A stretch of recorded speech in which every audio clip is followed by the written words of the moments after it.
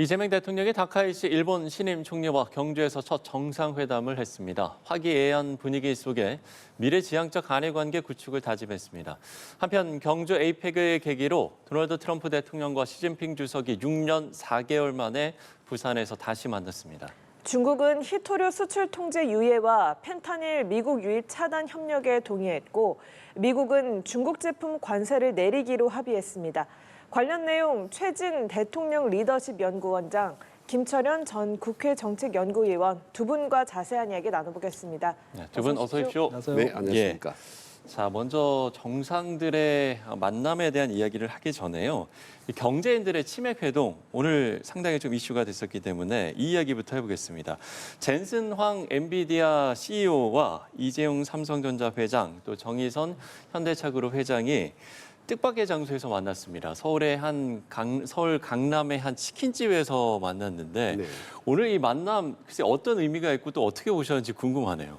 일단 외형적으로 보면 젠슨 황이라는 어떤 이제 중국계 미국인 CEO가 대한민국 1, 2위 세계 네. 1위 기업의 총수를 불러서 깐부치킨이라는 우리나라 국민들에게 너무나 잘 알려진 치킨집에서 이제 한턱 쏜 거 아닙니까? 네. 그래서 쏜 김에 지나가는 사람들에게 뭐 김밥도 주고 뭐 바나나 우유도 주고 해서 마치 대한민국에 마치 뭔가 한턱 대게 쏜 것처럼 이렇게 외형적으로 어떻게 보면 좋은 모습 이벤트를 연출했는데 네. 내용적으로 상당히 좋을 수밖에 없게 젠슨 황이라는 게 누굽니까? 그러니까 그 AI 인공지능 반도체의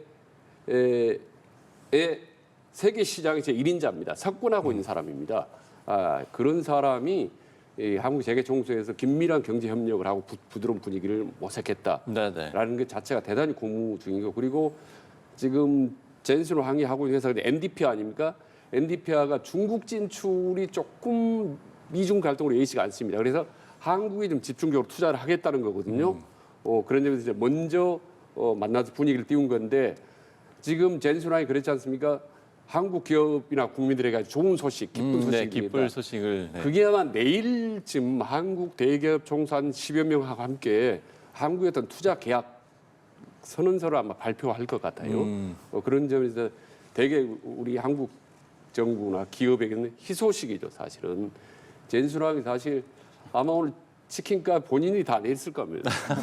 왜냐면 본인이 장소도 정했고 재산이 124조인데 작년에 세계 11위였습니다. 이재용 재산에 비해서 한 6배 정도 많습니다. 네.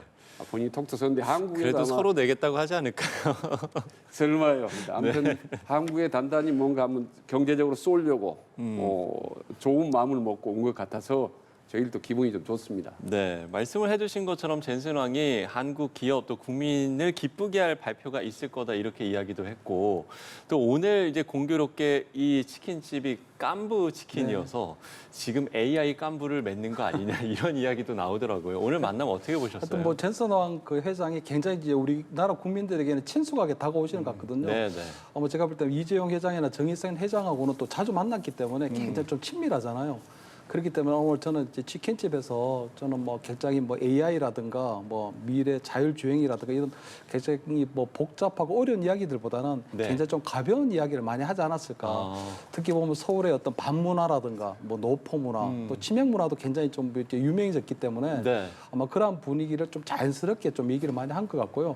특히 젠슨 황 회장이 오늘 이 집을 정했다는 거거든요. 본인이 넷플릭스에 나왔던 그 오징어 게임에 우리 깐부잖아. 깐부라고 하는 게 보면 우리 어릴 때 이제 새끼 손가락을 걸고 우리 편, 뭐 우리는 같은 편 친한 이제 뭐 단짝 친구다. 친구 뭐 네. 이런 건데 결국 젠슨 황 회장이 결국은 삼성의 이재용 회장도 앞으로 엔비디아의 어떤 성장이나 발전을 위해서는 삼성의 협력이 절대적이거든요. HBM 우리 고역 뭐 메모리가 있기 때문에 그렇죠. 또 앞으로 이제 미래 모빌리티 하게 되면 정의선 회장과의 어떤 협력도 필수적이기 때문에 아마 그런 부분들이 있었지 않을까 싶어서 저는 굉장히 조금 긍정적으로 다가왔고 다만 아마 젠슨 황 회장이 서울의 어떤 반문화 어떤 서울의 매력은 참 잘 모를 수도 있거든요. 그렇기 때문에 굳이 뭐 삼성 이재용 회장이나 정의선 회장뿐만 아니라 서울의 오세훈 시장도 한번 불러서 어떤 서울의 매력에 대해서 조금 이야기를 나눌 수 있었으면 하는 그런 좀 아쉬움이 있거든요. 그래서 다음에 아마 이재용 회장이나 정의선 회장이 앞으로 뉴욕을 가면 또 뉴욕의 시장도 한번 같이 만나서 이제 기업인하고 우리 함께 얘기하는 그런 시간들이 있었으면 훨씬 더 조금 유익한 그리고 생산적인 시간이 되었지 않을까 저는 이렇게 보입니다. 네, 자 그럼 이제 본격적으로 오늘 진행된 핵심적인 정상회담들 차례로 짚어볼 텐데요. 먼저 한일 정상회담. 다카이치 사내 일본 총리가 취임 9일 만에 경주에 와서 한일 정상회담을 했습니다. 취임 직후에는 셔틀 외교가 단절되는 게 아닐까라는 우려도 좀 나오기는 했는데 다카이치 총리가 먼저 셔틀 외교를 유지하자 이런 의사를 밝혔더라고요. 정말 아주 기분 좋은 소식 아니겠습니까? 셔틀 외교라는 게 서로 왔다 갔다 하자는 거 아니에요? 예, 맞습니다. 그게 일본에서 먼저 하자고 제안했다는 것이 참 대단히 반가운 소식이고 그리고 오늘 회담 보면 시종일관 부드러워 좀 웃음소리가 많이 나왔어요. 폭소도 예. 나올 정도로 분위기가 나왔고 가장 많이 나온 단어가 이렇게 이웃 그다음 미래지향적이란 말을 아주 나와서 역대 어느 한일 정상회담 못지않게 부드러운 분위기였다라는 점이 유달리 와닿는 이유가 뭐냐면요. 예. 다카이치 총리가 상당히 강성 우파입니다. 예. 아베 전 총리를 자기가 멘토로 생각할 정도로 아주 강성 매파여서 일본의 트럼프라라는 별명까지 얻었어요. 네. 아주 아주 뭐 밀어붙이는- 여자 앞에다 또 이런 별명도 예, 있고요. 그렇습니다. 네. 일본에 그래서 여자 무대뽀입니다. 근데 우리 한국 정부는 진보 정부란 말입니다. 근데 아시죠? 문재인 정부도 진보 정부 들어섰다 하면 일본과는 관계가 대단히 안 좋았어요. 이번에도 이재명 정부 진보 정부인데 한일 관계 어떨까 많이 걱정했는데 저는 그게 완전히 기우였습니다. 그렇죠? 그래서 의외로 다카이치 총리가 취임 이후부터 분위기가 좋은 말, 뭐 한국의 뭐 기임을 좋아한다는 좋은 분위기가 띄더니 이번 정상회담 때 제대로 아주 그 방점을 찍은 것 같아요. 아주 좋은 방점을 찍어서 앞으로 우리 한일 관계는 별로 걱정 안 해도 될 것 같다. 미래지향적으로 잘 굴러갈 것 같다. 잘 달린 셔틀버스처럼 아주 잘 갈 것 같다는 점에서 정말 에이펙 이 회담 중에 가장 기분 좋은 그런 장면 중에 하나였다고 저는 생각합니다. 예, 좀 일각에서 우려도 있었지만 한일 정상회담이 굉장히 화기애애한 분위기 속에서 진행이 됐잖아요. 어떻게 보셨습니까? 그래서 저는 이제 한일 외교의 어떤 주도권은 우리 정부가 지었다고 보거든요. 예. 이게 보면 이재명 대통령이 취임하고 나서 가장 먼저 방문한 나라가 미국이 아니고 일본이었거든요. 예. 그때 방문했을 때 이시바 총리하고 가장 중요했던 부분이 뭐냐면 과거사 정리를 완벽하게 정리를 했거든요. 다시 말해 이재명 대통령이 2016년도 그 박근혜 정부 때 했던 위안부 합의를 존중하겠다.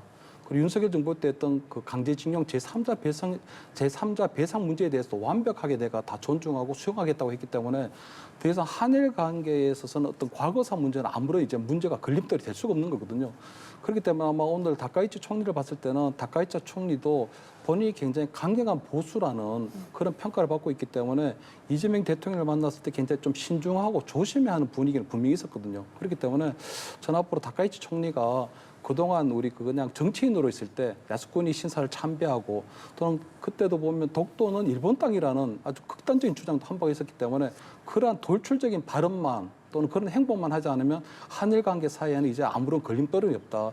특히 이재명 대통령 같은 경우는 굉장히 그 과거사에 대한 문제를 과거 진보 정권 때는 계속적으로 해왔지만 본인이 욕먹을 각오로 이제는 한일 관계에서의 어떤 과거사 정리가 완벽하게 정리됐다고 보기 때문에 앞으로 한일 관계는 굉장히 조금 긍정적인 신호탄이 많이 나올 것이다. 특히 아마 트럼프 대통령 입장에서 볼 때는 이제 앞으로 중국을 상대로 해서 한미일 어떤 안보 경제 협력이 더욱더 중요한 시점에 저는 다카이치 총리도 충분히 그런 어떤 뭐 트럼프 대통령 또는 미국의 어떤 구상에 대해서도 같이 가지 않을까 저는 이렇게 보입니다. 예. 자, 이렇게 한일 정상회담에 대한 이야기를 나눠봤고요. 그런가 하면 오늘 오전에는 또 세계의 단판이라고 불렸던 미중 정상의 만남이 있었습니다.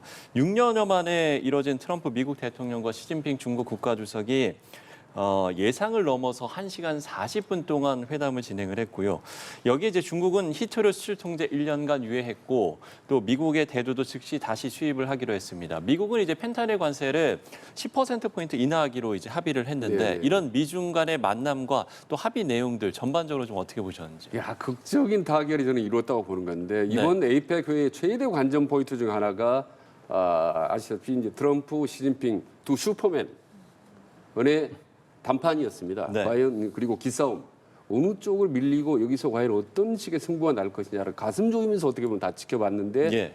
그게 다행히 무난하게 처리가 됐다. 그 핵심 제일 쟁점 분야가 아시다시피 히토류고 하나는 이제 뭡니까 펜단일 아니겠습니까? 히토류는 중국이 갖고 있는 어떤 무기나 다름없는 어떤 첨단 소재인데 네. 이거를 차단한 거 아니겠습니까? 예. 근데 이거를 이제는 푼다. 1년 동안 유예하겠다라고 했고, 그러니까 중국으로서는 중요한 무기 하나를 어떻게 보면 양보한 셈이고, 여기에 맞서서 그동안 펜타닐이라는 어떤 그 좀비 마약이라고 하는데 진통제거든요. 이거를 중국이 미국에 수출하는데 미국이 아주 고관세를 매기겠다라고 엄포를 놓은 겁니다. 이걸 처리했어요. 이 펜타닐을 잘 모르겠는데 이게 그 헤로인 있지 않습니까? 마약. 성분보다 중독성이 100배나 더 강하답니다.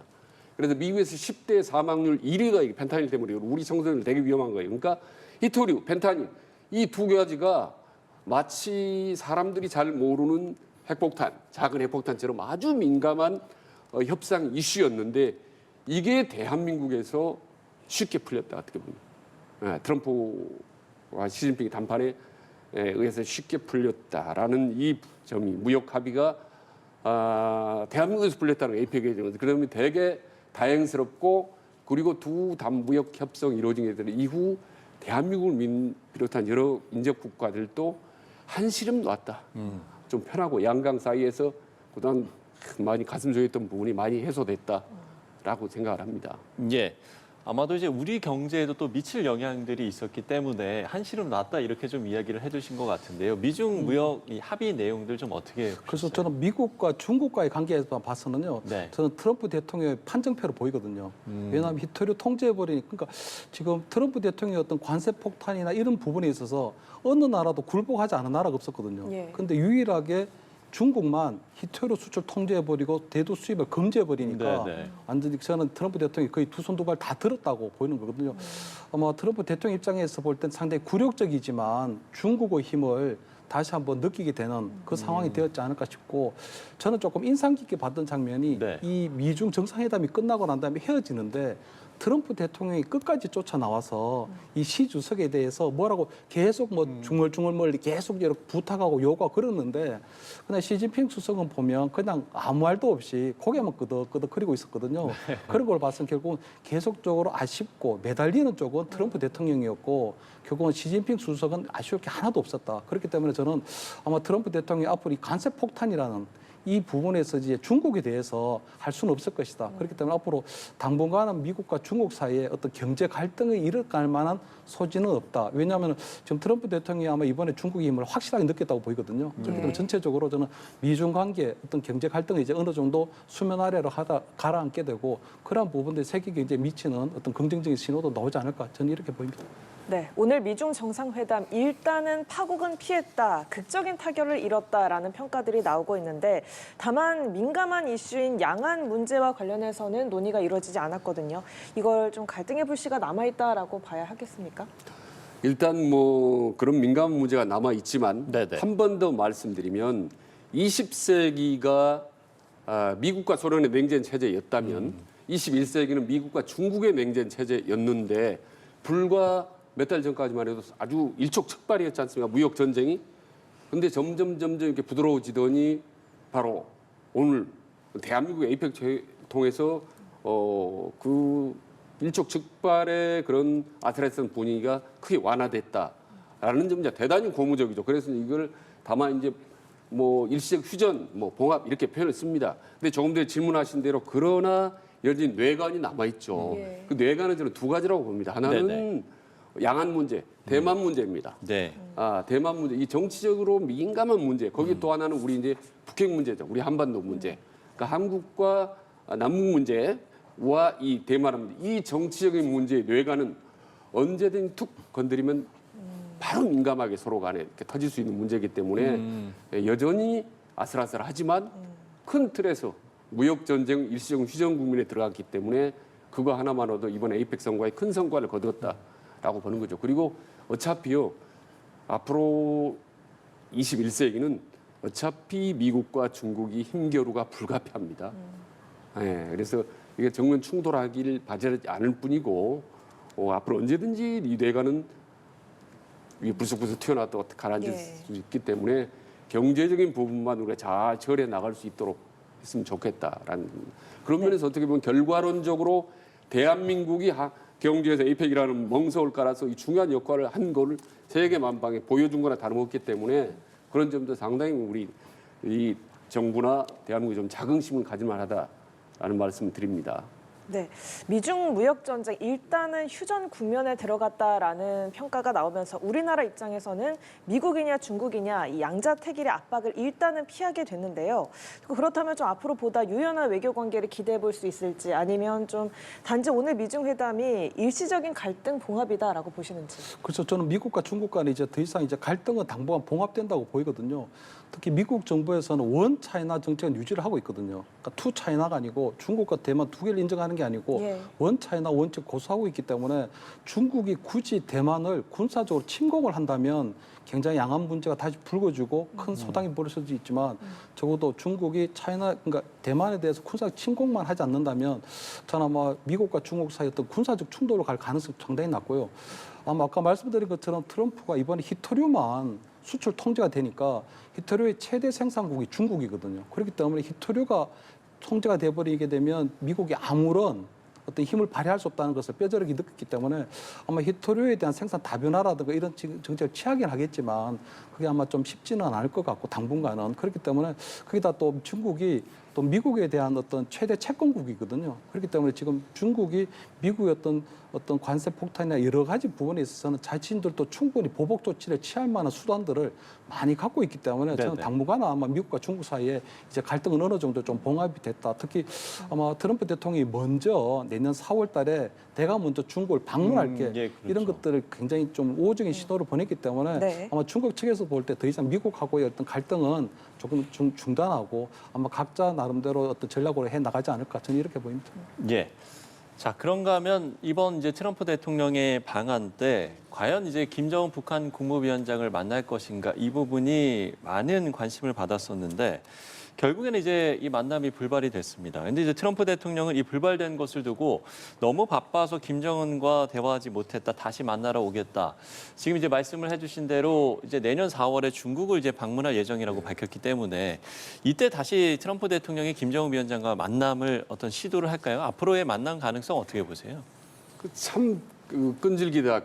트럼프 대통령 저렇게 여러 번 반복적으로 연애 편지를 쓰고 러브콜을 하면 또 언젠가는 김정은이 더 화답하지 않겠습니까 하는 생각이 듭니다만은 이번에 뭐 바빠서 못 만났다. 그런데 누가 바빴는지 잘 모르겠습니다만은 근데 내년 4월에 또 시진핑 주석을 만나면 또 미국과 북한의 정상 간의 어떤 만남의 물꼬가 틀릴 수도 있다고 봐요. 사실은 그 김정은의 여러 가지부터 키를 쥐고 있는 사람이 사실 시진핑 주석이기 때문에 저는 다시 이루어질 가능성은 여전히 남아 있다고 보는 거고 이번에 저는 트럼프 김정은 정상회담이 이루어지지 못한 중요한 이유 중에 하나가 저는 트럼프 때문이 죄송합니다. 시진핑 때문이라고 보는 거예요. 시진핑이 지금 한국에서 에이펙을 하는데 만약에 김정은과 트럼프 간의 정상회담이 이루어지면 모든 이슈라든지 눈길이 다 그쪽으로 쏠려버리지 않겠습니까? 어떻게 보면 본인의 막후 지원 세력인 시진핑이 한국을 방문하는데 그 비슷한 시기에 가스 트럼프하고 마치 뭔가 케미를 하고 주고받고 뭐 이런 듯한 모습을 보여준다. 이거는 좀 시체말로 불경죄에 찍힐 수가 있거든요. 시진핑에 제대로. 그리고 푸틴에게도. 근데 결정적인 건 어쨌든 저는 이제 시진핑이라고 그랬기 때문에 이번에 이제 이루어지지 못했지만 트럼프 대통령이 저렇게 집요하게 반복적으로 러브콜을 하면은 아마 내년쯤에는 성사가 되지 않을까 싶습니다. 네, 지금 이제 시진핑 주석을 생각해서 결국에는 이제 중국과의 관계를 생각해서 아마 김정은 위원장이 이런 선택을 하지 않았나라고 이야기를 해주셨는데 정말 말씀을 해주신 대로 트럼프 대통령이 계속 러브콜을 보냈고 결국에 김정은 위원장은 2019년 판문점 회담과는 다른 이제 이번에는 호응을 하지 않았습니다. 어떻게 좀 앞으로의 가능성 어떻게 보세요? 일단 원장님의 그 시진핑 불경죄는요 정말 흥미로운 저는 분석이라고 생각하고요. 저는 이번 북미 아마 그 어떤 북미 회동이 이루어지지 않은 부분은 저는 김정은 위원장이 지금 준비가 안 돼 있다고 보이거든요. 방금 얘기하신 것처럼 트럼프 대통령은 북한을 뉴클리어 파워가 핵 보유국으로 인정을 하겠다는 거거든요. 그리고 최근에는 더욱더 급해지니까 유엔의 어떤 경제 제재도 해제할 용의가 있다고 한 부분이 있거든요.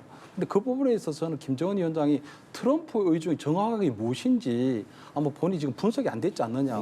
그동안은 보면 아마 트럼프 대통령의 어떤 관심을 끌기 위해서 그리고 어떤 북한이 핵 보유국이라는 걸 보여주기 위해서 SLBM도 이번에 샀고 또 얼마 전에 보면 순항 미사일도 쏘았거든요. 예. 그렇기 때문에 군사적 도발을 하게 되면 무언가 나와야 되는데 트럼프 대통령이 그럼 만나서 얘기하면 어떻겠느냐. 핵보유국 인정하겠다고 하고 하니까 거기다가 아마 최근에 방금 얘기하신 것처럼 2019년 판문점 회동 때 실무자였던 케빈 김을 주미 대사 대리로 보내가지고 예. 더욱더 아마 김정은과의 어떤 회동을 밀어붙였는데도 불구하고 피한 거는 시진핑에 대한 불경자라는 부분도 흥미로운 제안이 분석이지만 저는 아마 김정은 위원장이 지금 준비가 안 돼 있다. 다시 말해서 아마 지금 핵 보유국이라는 걸 인정하게 되면 그 대신에 트럼프에 대해 내놓아야 될 반대 급부가 결국은 핵 사찰, 그리고 핵 동결, 그러니까 핵을 더 이상 가지고 있다는 건 되지만 더 이상은 사찰을 받아야 된다.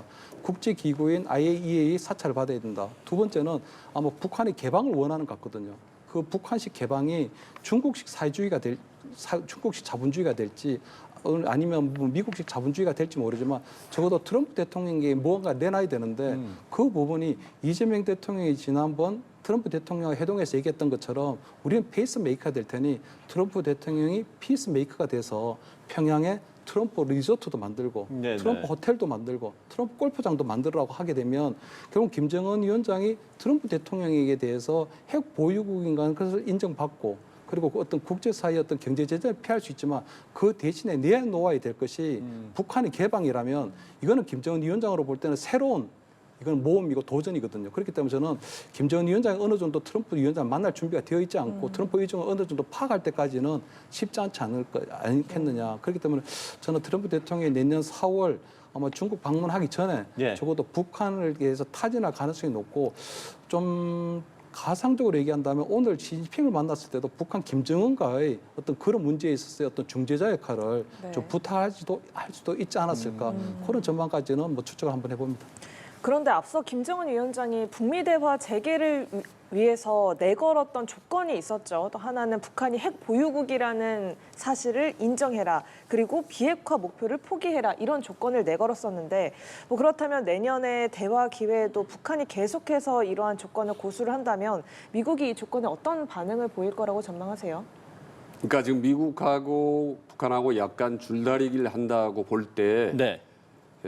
북한은 좀 더 약간 배짱 있고 여유가 있는 입장이고 트럼프는 약간 아쉬운 입장이에요. 왜냐하면은 이미 김정은은 양달에 걸쳐서 지금 러시아나 중국하고 확실히 자기 편 거의 동맹화해서 지금 삼국 밀월이 어느 때보다 가장 탄탄합니다. 예. 지금 북중러가 거기다가 트럼프가 모르겠어요. 노벨상에 집착해서 그런지 몰라도 자꾸 저렇게 반복적으로 러브콜을 하면서 가장 했던 말이 새로 핵 보유국이다. 뉴클리어 파워라고 그래서 실질적으로 핵을 갖고 있는 사람이라고 인정해 주는 듯한 말을 대외적으로 국제적으로 이미 수없이 많이 해버렸습니다.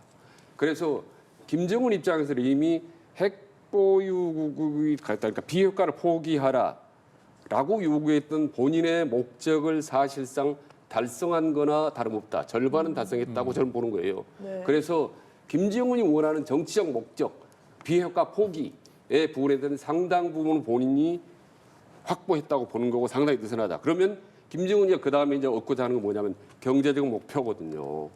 그래서 트럼프로 하여금 대북 제재, 규제 이런 것들 좀 완화시키고 그리고 우리 한국 정부로부터 더 경제적 지원을 바라는 것. 그래서 마치 비핵화를 조건을 하는 것도 하면서 실질적으로는 경제적인 목표를 염두에 두고 자꾸 반복적으로 몸값 올리기를 저는 하고 있다고 보는 거예요. 네. 만나들뚱말뚱하고 해서 어떻게 보면 제 말로 얘기하면 마치 저 더 큰 스트롱맨인 트럼프를 마치 갖고 노는 듯한 김정은이 이런 모습을 계속 보이고 있는데 우리 한국 정부는 사실 저는 이번 에이펙 과정에서 트럼프, 김정은 양국 정상회담이 하지 않는 거 저는 더 잘했다고 보는 거고 솔직히 말씀드리면 뭐 당장 뭐 한 번도 뭐 긴방 완화가 뭐 오겠습니까? 초점이 다 그리 쏠려버린 그런 점에서 아니지 않았다고 보고 그리고 이후 내년 4월에 또 두 사람 트럼프와 김정은이 만난다 하더라도 예. 당장 한 번도 엄청난 뭐 평화 분위기가 짠하고 나타날 가능성은 우리는 큰 기대는 하지 않는 게 낫다. 다만 이제 기왕은 뭐 여러 가지 분위기가 긴장이 완화돼 있죠. 그런 면이 있지만 그 부분에 우리가 크게 연연하거나 하질 필요는 없다라고. 지금 보면 그렇게 하고 있어요. 우리 정부가 잘 대처하고 있다고 봅니다. 정동영 뭐 장관이 뭐 북미 대화가 뭐 열리면 내년 4월에 큰 뭐 장이 열리겠다. 남북화 이것도 저는 상당히 된 전략적 발언이라고 보는 거고 우리 한국이 지금 뭐 김정은의 뭐 말 한마디 뭐 미사일 하나 쏘고 뭐 이런 부분에 대해서 전혀 뭐 일희일비할 필요가 없다고 저는 보는 거죠.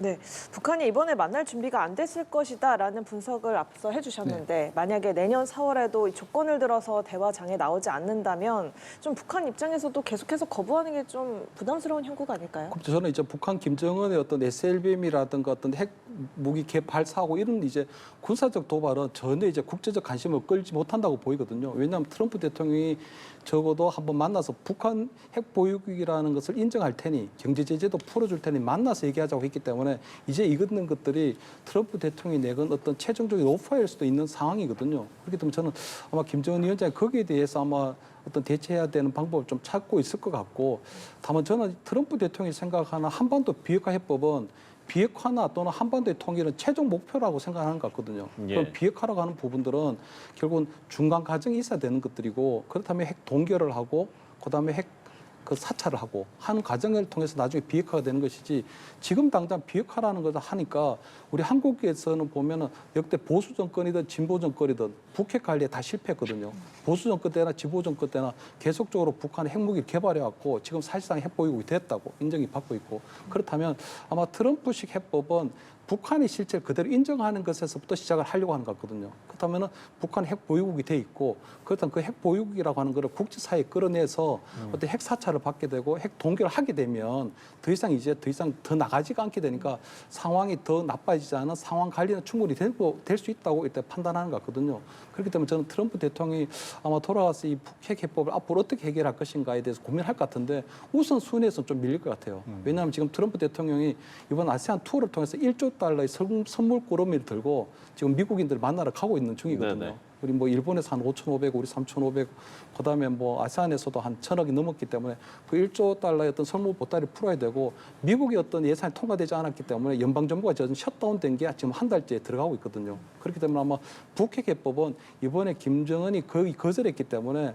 당분간 좀 후순위로 밀릴 가능성이 높다. 지금 당장은 아마 러시아와 우크라이나의 전쟁을 종결하고 아마 미국 내에 여러 가지 어떤 어려운 문제들, 국내 문제들을 좀 해결하는 거기에 좀 집중하지 않을까. 그래서 북핵 해법은 저는 아마 내년 4월 달에 아마 뭐 중국을 방문하기 전까지는 조금 어느 정도 홀딩이 되고 그 상황을 좀 볼 가능성이 높다. 저는 이렇게 보입니다. 예. 자, 그런 거면 한미 정상회담에서 핵 잠수함 도입에 대한 이야기가 나온 지 하루 만에 트럼프 대통령이 한국의 핵 추진 잠수함 건조를 승인을 했습니다. 이 사안 좀 어떻게 보셨어요? 그러니까 이재명 대통령이 어떻게 보면 이번 에이펙 때 아주 안타 하나 세게 친 겁니다. 네, 지금 통상 압박으로 트럼프가 계속 밀어붙였지 않습니까? 3,500 어떻게 할래? 계속 밀어붙이니까 우리 정부가 이재명 대통령이 그래 그럼 뭐 2천억 불로 이렇게 어떻게 하게 하면서 근데 우리 대부분 당신네들 이렇게 들어줄 테니까 그럼 우리도 하나 해줘. 디젤 잠수함 안 돼. 도저히 네. 우리 북한, 중국 이걸로는 못 따라잡으니까 핵추진 잠수함만 해주시오. 라고 역제안을 딱 하나 던졌는데 그게 그냥 트럼프가 덥석 문 거죠. 예, 네. 그래서 이제 우리는 쾌재를 불러서 지금 모든 언론의 방송이 지금 야 이거 한 건 했다라고 지금 우리가 만세를 부르고 있는 거 심지어 아니겠습니까? 공개 회동에서도 예. 이야기를. 네. 근데 이게 이제 연합 TV에서 전문가들이 많이 나와서 말씀하는데 핵 추진 잠수함을 우리가 이제 확보하면요 일단 세 가지가 좋아요. 이 화면에 나왔으면 자막 능력, 그러니까 물속 바닷속에 들어있는 잠수함 시간이 오래 깁니다. 예. 디젤은 가끔씩 올라와야 되기 때문에 바로 포착이 되지 않습니까? 근데 밑에 내려가 있기 때문에 훨씬 더 안전도라든지 외부 노출도 이런 부분이 훨씬 높고 두 번째로는 이제 물 밑에 가는 속도, 기동성 이게 이제 2배 이상으로 빠르거든요. 네. 아시다시피 북한이나 중국의 선박이나 배, 잠수함들이 걸핏하면 우리 이쪽으로 넘어와서 여러 가지 뭐 하지 않습니까? 뭐 도발적인 그런 뭐 이 항해를 하는데 이게 잘 못 따라잡아요. 디젤로는 한계가 있어요. 근데 이게 핵 추진 잠수함 되면 이게 이제 꼼짝 마라 북한, 중국 이렇게 되는 거죠. 이걸 이제 트럼프가 딱 해놓는데 이게 이제 5,000톤급이라는 거 아니겠습니까? 이제 하는데 트럼프도 이제 계산이 있죠. 사실은 트럼프가 그냥 한국 좋으라고 덥석해준 그 네. 아니라 그럼 이제 그 마가 해서 이제 뭐 우리가 이제 조선업에 대해서 많이 지원하니까 너희도 거기다 크게 보면 어떤 한국만도 배 선박 아니겠습니까?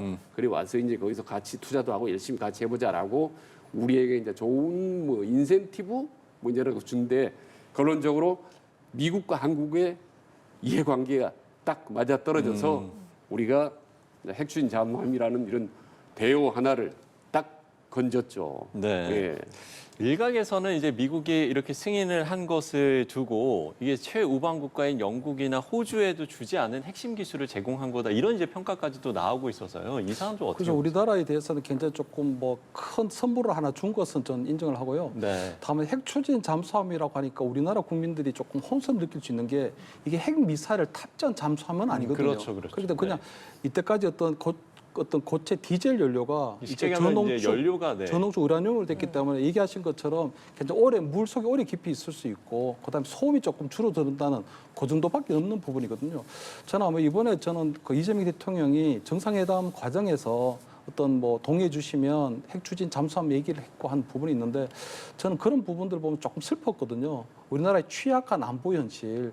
예를 들어서 미국 같은 경우에는 지금 마스가라고 해서 우리나라에서 제일 필요로 한 기술이 조선업이라고 해서 우리나라에 지금 도움을 요청하고 있고 마스가 협력하고 있는데 실질적으로 우리가 세계 최고의 어떤 조선업 기술 갖고 있다는 우리나라가 지금 핵 추진 잠수함을 만드는 데 있어서는 미국 대통령의 허락을 받아야 되는 상황이거든요. 어떻게 보면 굉장히 조금 우리가 한미 간에 있어서는 안보가 종속돼 있는 거 아니냐. 그렇기 때문에 이재명 대통령이 얘기했고 그동안 보수 정권에서도 계속 추진해왔던 전시 작전권 전환 문제는 앞으로 우리가 진짜 좀 심각하게 고려할 문제다. 특히 우리나라 그렇게 하려면 어떤 지휘 통제 능력이라든가 지휘 능력이라든가 조기 경보 능력이라든가 우리가 굉장히 전시 작전권을 우리가 가져오기 위해서 필요한 여러 가지 안보 역량들이 있는 거거든요. 그렇기 때문에 저는 오늘 이 핵 추진 잠수함을 이제 미국의 어떤 승인을 받아서 건조한다. 근데 그게 한 10년 뒤 되면 이제 만들어지는데 네. 그런 부분에서 너무 고마워할 것이 아니라 우리가 지금 이렇게 취약한 안보 현상에 있다. 우리가 잠수함을 만드는 데 있어서도 미국 대통령의 동의와 허락을 구해야 된다는 그런 안보 종속 상태에 있었던 것을 어떻게 우리가 풀어나가서 우리가 자주 안보를 만들 것이냐. 그런 문제점을 우리 국민들이 더 고민해야 될 때가 아닌가. 저는 이렇게 보입니다. 네, 이 핵추진 잠수함 승인은 외신들도 굉장히 주목하고 있는 그런 사안 성과인 듯합니다. 자, 그리고 여기에 더해서 관세 협상과 관련해서 트럼프 대통령이 다른 정상들이 모두 있는 자리에서 이 대통령을 향해서 관세 협상을 가장 잘한 리더다라는 표현을 썼습니다.